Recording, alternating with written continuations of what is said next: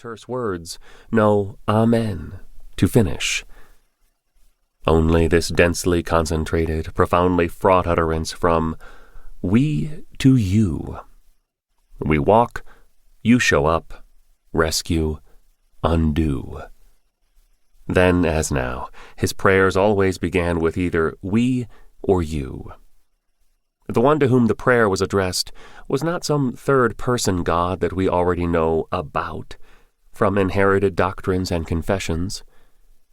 Allied with Martin Buber's understanding of the I-thou relationship between oneself and another, as opposed to an I-it dynamic of separation and objectification, these prayers invoked a we-you relationship, in which each party is vulnerable to and impinged upon by the other in ways that cannot be objectified or reduced to formulae. I don't recall him ever typing or writing out his prayers back then, nor does he. Thankfully, he did write them out for other public occasions, and eventually he started doing so for his classes. And so we have the remarkable gift of this book. Along with his earlier collections, the prayers gathered here carry that distinctive at-risk theological generativity that we so need in these times. They are boldly experimental, creatively and provocatively drawing from the biblical pool of imagination in order to conjure new social and theological possibilities on new horizons of meaning, akin to his understanding of the prophetic imagination as poetic and world-creative. His prayers are often stunningly affronting, echoing biblical rhetorical patterns and images, even as they interrupt and subvert them. He experiments with language in ways that break onto startling images of and agonistic engagements with God. Echoing Buber's I and Thou, another title for this book could have been We and Thou. As Brueggemann writes, its division into prayers of we justice and prayers of thou justice aims to make clear that justice work is a bilateral, covenantal enterprise between the work we do and the work you do.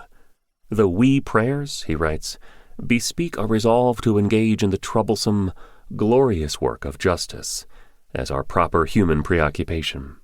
This work of justice requires of human agents courage, stamina, energy, and durability, because it is labor against greatly entrenched powers that are in part propelled by demonic resolve.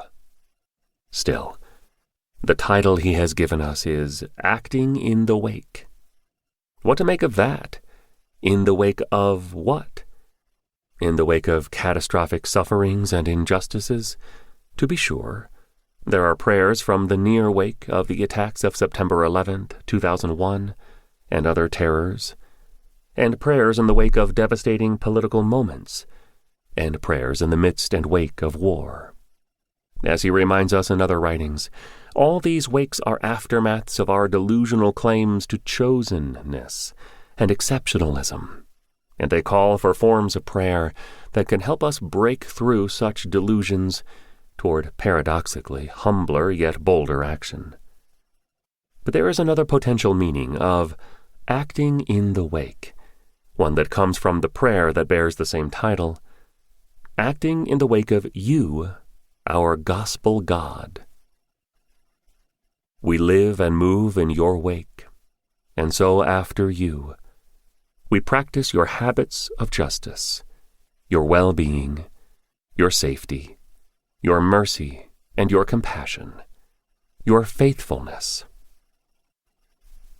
Acting in the wake, living and moving and having our being in your wake, following after and drawing close to your best, most just ways of being in this world, and therefore acting and praying in the wake of Jesus, who has broken the force of violence so that we are free to act and speak differently with one another and with you.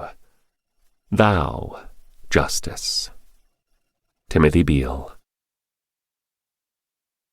Preface to the Collected Prayers. From early on, the Christian tradition has understood prayer to be a conversation with God.